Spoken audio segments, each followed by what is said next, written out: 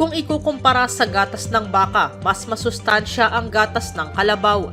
Ito ang inihayag ng Philippine Carabao Center, isang attached agency sa ilalim ng Department of Agriculture.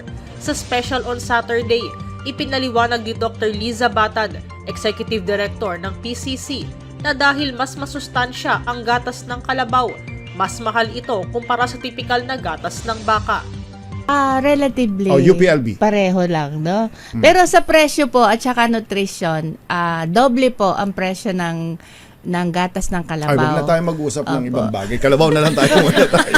At alam din po ng NDA na doble din yung nutritive value. Ang gatas ng kalabaw ay may higit 58% na calcium, 40% ng protein, 118% na phosphorus at 38% ng iron kumpara sa gatas ng baka. Hindi lang yan, mas kaunti rin ang kolesterol ng gatas ng kalabaw na nasa 43% lamang.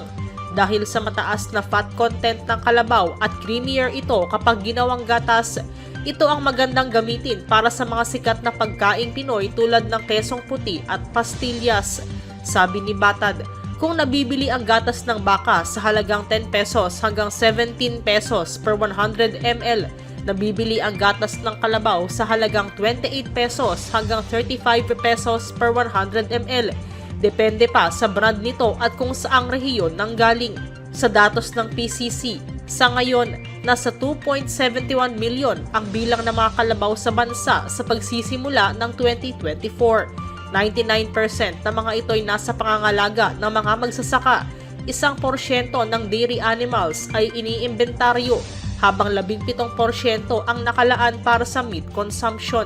Ang maraming benepisyo na ito ng kalabaw ang dahilan bakit hindi lang sila ginagamit sa pagsaka, na ipinaliwanag ni Dr. Thelma Saludes, hepe ng Agricultural Center sa PCC UP Los Baños. Sabi ng PCC, suportado naman ng Marcos Administration ang Carabao Dairy sa paraan ng mga bakunahan, artificial insemination programs, maging sa pag-aalaga ng kalabaw at iba pa.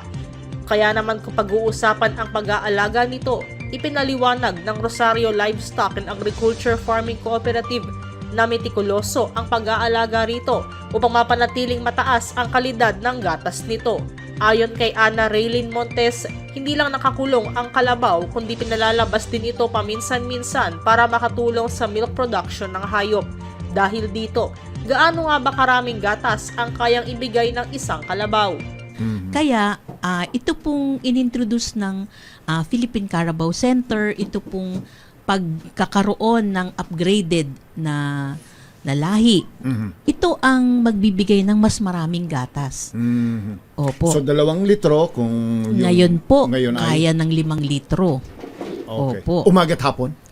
Pwede po silang gumatas hanggang hapon. Okay. So meron po sa umaga, meron din po sa hapon. Sa ngayon, sinabi ng PCC nang kung walang magiging pagtaas sa pagkatay ng kalabaw, inaasahang tataas ang taunang populasyon nito na posibleng umabot ng hanggang 3 milyon pagsapit ng taong 2030 na magiging pinakamataas na inventaryo nito simula taong 2012.